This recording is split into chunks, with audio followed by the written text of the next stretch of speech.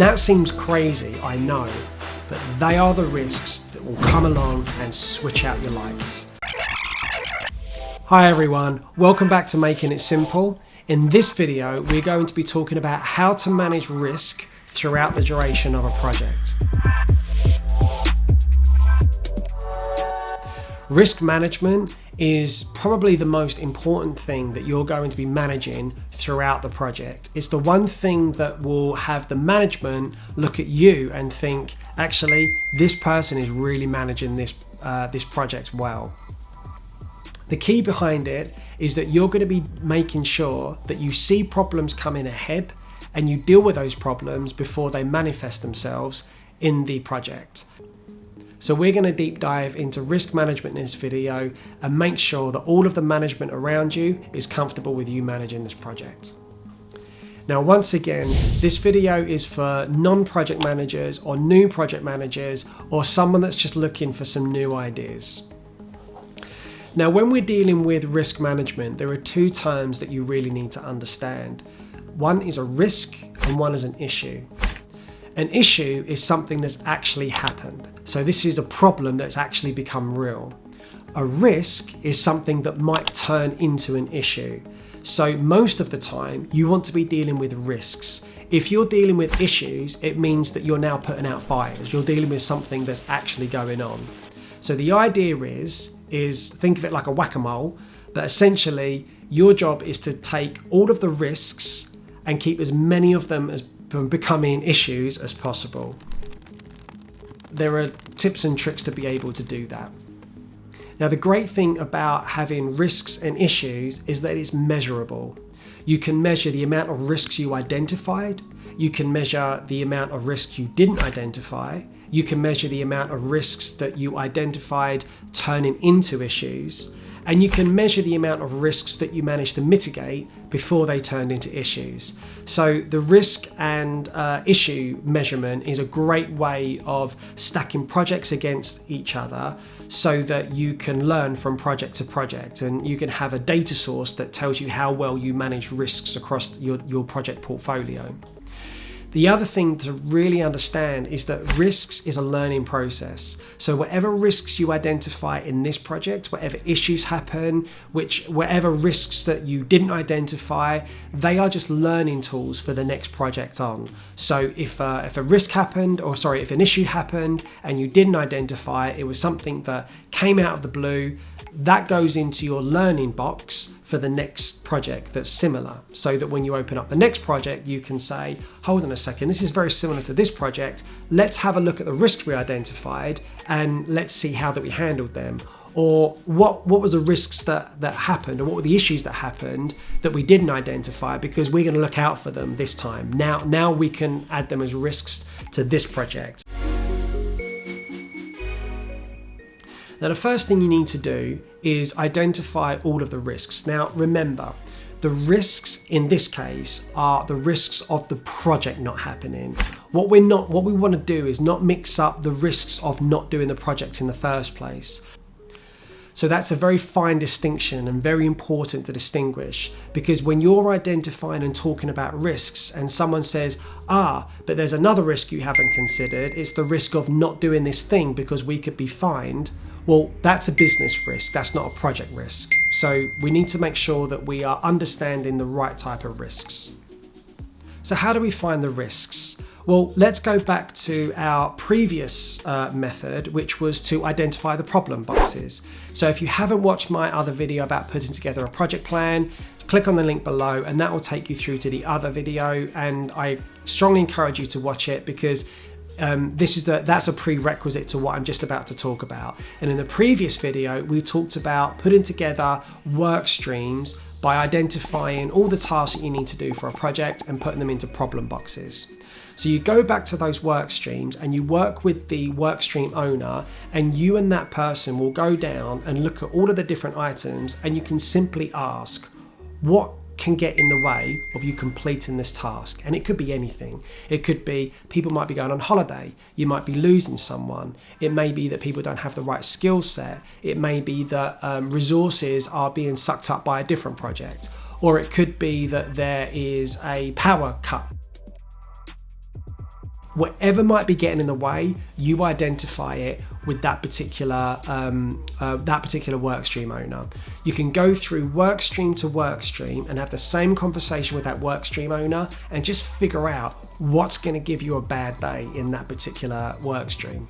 It could be that one of the risks is someone else not completing their part on time. Remember, in the previous video, we talked about dependencies between the different work streams.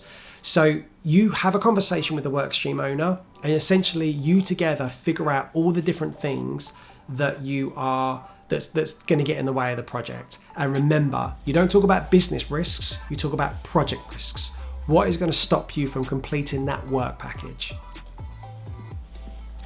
Now, the next thing I like to do is categorize those risks. So a technique that I like to use is the Rome technique. And that simply is 4 categories. It's either going to be resolved, it's going to be owned, it's going to be accepted, or it's going to be mitigated. So when something is resolved, that's quite easy. If a risk is resolved, it means it's no longer a risk. You've dealt with it and you've moved on. If it's owned, it means it's pretty much in progress. So usually the work stream owner is the person that owns that particular risk, and it's their job to make sure that that risk doesn't become real. So let's take the example of people going on holiday, people taking their vacation time. Well, if they all take their vacation time at the same time, it might mean that that particular work package has stopped. So that particular work stream owner might make sure that vacation times are staggered out. Or it could be that they organise the cover if all of their team goes on vacation. Or it might just be that they keep an eye on it, everyone still goes on holiday, but they still get that work package done on time. So that person's owning the risk, so to speak. Sometimes the risk might be accepted. There might be a risk might be identified that you can do absolutely nothing about. It could be that there is new legislation on a particular industry coming out all the time, and one of the risks identified is that you might need to stop this project to enact something to make sure you stay on the right side of the law, and then you can start again on the project. You don't know, it's completely outside your control, but you've accepted the risk, and if it turns into an issue, then you need to deal with it. The last category is mitigated. It means that the risk is still there, but you've actually managed to do something so that risk won't affect your project anymore. So a really good example of that is new legislation coming out. It may be that you have, the risk is still there, it might still turn into an issue, but you might have mitigated it by having a second team on standby that can drop something else and come in and deal with that issue to protect your part of the project. It still needs to be managed, it still needs to be owned, but essentially you've already come up with your mitigation. Now, the difference between a risk being owned and a risk being mitigated is that when something is owned, it means the risk is being worked on. You may not have actually come up with the actual mitigation at that point. Once you've come up with the mitigation, then you can classify it as mitigated. So that's the difference between those two, just in case you've asked. Now you come to the real core of the risk management. You need to figure out how likely something is to happen, and if it does happen, what is the impact on your project. So in other words, you need to figure out the probability and you need to figure out the impact. And you need those two things for every one of your risks, because you are not going to be able to manage 100 risks. You're not going to be able to manage 20, 30, 40 risks at a time. You're going to need to prioritize. And if something has a minimal impact on your project, then you can probably put those aside. So you want to be making sure that you are constantly looking at the most impactful things at all times. Now, what I do, again, I teach new project managers this. I don't go with the scoring, with the numbers. I know that there are project managers and program managers out there that love their complicated scoring. This is a risk factor 10 and this is an impact 5, and you put it into a formula and it spits out the priority order. I just like to have, whether it's high, medium or low, is something a high impact? Is something a high probability? Is something a low probability? Is something a low? Because the reason why I do this is because when I am explaining risks to people, I lose them if I'm talking about numbers. I've tried it before. It doesn't really work for me. It may work for you, which is perfectly okay. Go ahead and manage the impact and the probabilities however you want. This is just how I do it. I find that when I talk about numbers, I just start losing people in the room. But if I say this is a high risk, a high impact, a low risk, a low impact, I generally get people on the same page as me. Now, here's a question. Given that you can have a high impact, a low impact, a high probability, a low improbability, what is your top combination of risk factor? For example, is it high probability, high impact? Is it low probability, low impact? What are the things that you need to be concerned about? Do you want the answer? Those of you that said that the high impact and high probability are the ones that you need to be focused on, well, I've got some disappointing news for you. Those are the ones that actually you manage well all the time, but they're not the ones you need to be focused on. The risks that you need to be focused on every day are the high impact and the low probability. And that seems crazy, I know, but they are the risks that will come along and switch out your lights, because they're the risks that you do not see coming.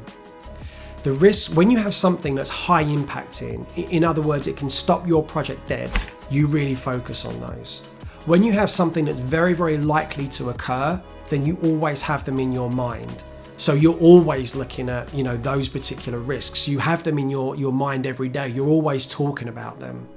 But the low probability events and the high impacting events, wow, they can give you a bad day when they come along, because they're the things that come along and you never see coming.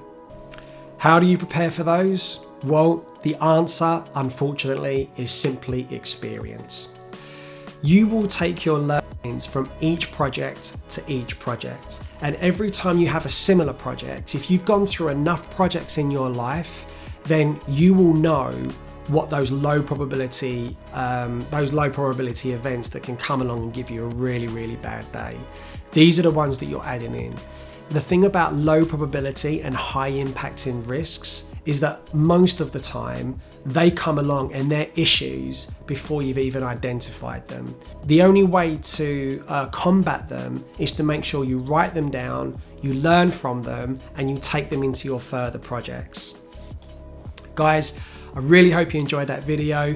Next time we're going to be talking about running a project, and I'm also going to start doing some videos about dealing with toxic people when you're running projects, and also about how to deal with toxic people just generally in the workplace.